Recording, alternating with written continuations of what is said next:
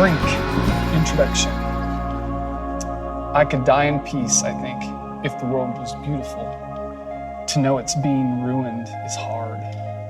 Wendell Berry, Jayber Crow. I love the church. I believe in the church. I believe in the church maybe more than I believe in any other thing in this world. The church is the surest sign I know that God loves everything he's created, that God is not done with the world. The church is the singular reality bearing faithful witness to the truth that God has not left us here to struggle all by ourselves. God has come for us to heal our broken hearts and this precious creation, no matter how long it takes.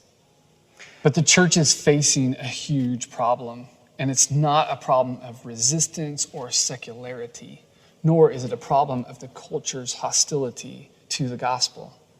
It is a problem of our own making. We have become enamored with size. We have become infatuated with all things bigger, better, stronger, higher, and faster. Famed American author, poet, and farmer Wendell Berry often writes about the rhythms and cycles of a well-run farm. The problems Berry sees facing the farm and the farming life mirror the problems facing the church in our time. When I read Wendell Berry's work, I cannot help but think he is teaching me how to be a pastor. When Berry writes the word land, I think parish. When he uses the word farm, I think church. In his wonderful novel, Jayber Crow, Berry tells the story of a father and his son-in-law who had different approaches to farming as well as to life. The father, Athy Keith, worked the land with a sense of pastoral reverence. Athy was an older man by the time the story was told. He'd been learning under the tutelage of the land for all his life. Athy recognized that there was an order to the land. There were patterns and cycles that had to be observed.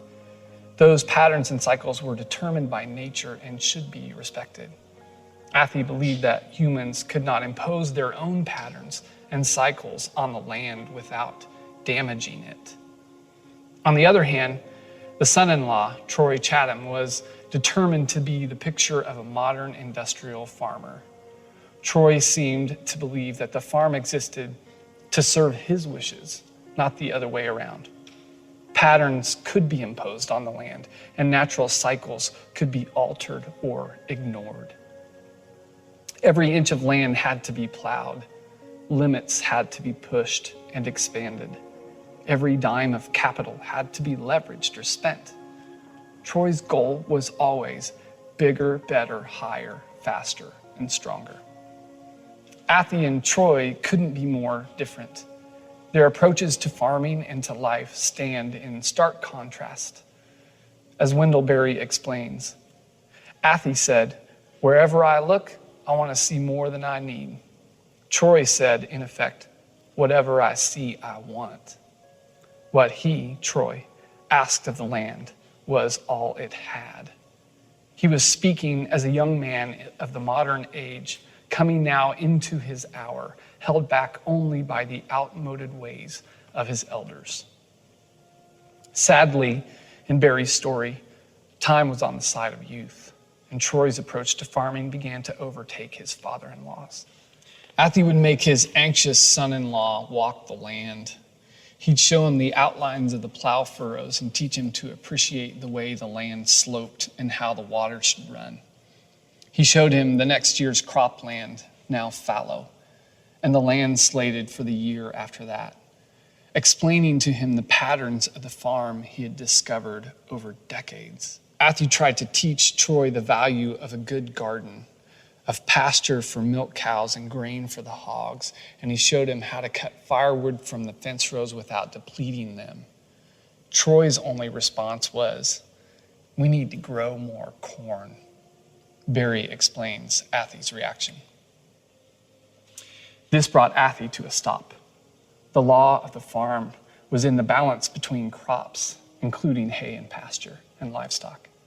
The farm would have no more livestock than it could carry without strain. No more land would be plowed for grain crops than could be fertilized with manure from the animals. No more grain would be grown than the animals could eat. Except in case of unexpected surpluses or deficiencies, the farm did not sell or buy livestock feed. I mean my grain and hay to leave my place on foot, Athie liked to say. This was a conserving principle. It strictly limited both the amount of land that would be plowed and the amount of supplies that would have to be bought. There was between Athie and his son-in-law a fundamental difference in how they viewed the vocation of farming. Barry says, Athie was not exactly or not only what is called a landowner. He was the farm's farmer, but also its creature and belonging. He lived its life, and it lived his. He knew that of the two lives, his was meant to be the smaller and the shorter. Troy did not share this view. Barry writes, Troy went into debt and bought his new equipment because he did not want to be held back by demanding circumstances. He was young and strong and ambitious. He wanted to be a star. The tractor greatly increased the power and speed of work. With it, he could work more land. He could work longer. Because it had electric lights and did not get tired, he could work at night. And so the farm came under the influence of a new pattern. And this was the pattern of a fundamental disagreement such as it had never seen before. It was a disagreement about time and money and the use of the world.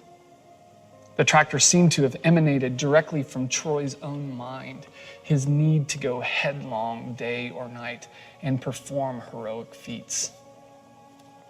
What Athie, the older and wiser of the two, seemed to understand, which his son-in-law did not, was that it is a sin to disrespect the rhythms of nature and God's created order. Troy's disrespect of his elders was eclipsed only by his disrespect of the land, which had now become a means to his own ends. Once you make that trade, you place yourself on a collision course with reality as God has created it. And reality will always win, eventually. The earth will lie fallow one way or another until the rhythms of nature and life and humanity are once again respected. What Athie understood was that farming was never meant to be about production, but about stewardship. What Barry writes about the farm is true of the church. What he writes about the land is true of the parish. Because tending a farm and tending a church are similar enterprises. After all, they are both the necessary work of the people who have been asked to care for this world.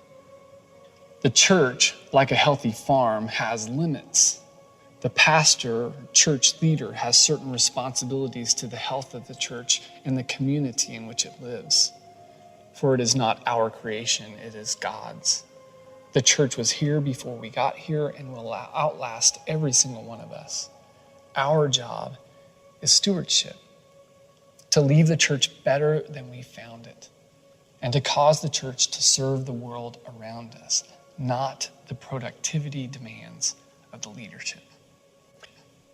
A family farm is a holy thing, a small operation that still knows the value of land, speaks the language of the land, and understands what the land needs. The church is meant to be a holy thing, which sees the value of the parish, speaks the language of the neighborhood, and understands what the community needs in order to flourish. My tribe is the evangelicals. We've been industry leaders in developing best practices for the realization of the relevant, the powerful, and the spectacular church. Like industrial farmers, we have been so successful that we have actually moved the dial for mainstream church as well. We have filled the cities and suburbs with monuments to growth without limits. But we have pushed in the wrong direction, and we have pushed too far. We have confused the very nature of what it means to be a part of the people of God. If we are going to be wise stewards of the church, we need to learn the lessons Athie Keith tried to teach his stubborn son-in-law, Troy Chatham. We need to recognize what nearly all of our most celebrated contemporary church leaders have failed to teach us, that the church does not belong to us. It is we who belong to the church. We are not making the church is making us. We cannot determine its success, its mission, or its outcomes. The church will outlive all of us, that much is certain. If we are going to leave the church better than we found it, we are going to have to rediscover the necessity of margin and the reality of limits. We're going to have to sit in silence for long enough to comprehend finally the word enough. We will have to strain to see the tiny seeds of faith at work in the world and hold them in our sweaty palms, hoping against hope that they will germinate and grow and feed us. And we are going to have to stop our incessant need to make things grow the way we want them to grow, whatever the price. In many ways, that will most certainly be uncomfortable and challenging for us because we are going to have to learn how to shrink. I am not alone in this belief. Many church leaders are now faced with a fundamental disagreement about time and money and the use of the world. All around me, every day in my church and my city, I work with people who have chosen the way of descent. They labor in beautiful obscurity and have the audacity to imagine a church that depends upon God for its future. These friends forego lucrative careers and the perks of the upwardly mobile in order to serve small congregations faithfully. They are straining to imagine a different future for the church. I'm writing this book in honor of those friends, to try and give my thoughts on where we went wrong, to think creatively about how to get back on track, to encourage others, maybe even you, to embrace the vision of the kingdom that this church and this world requires of us.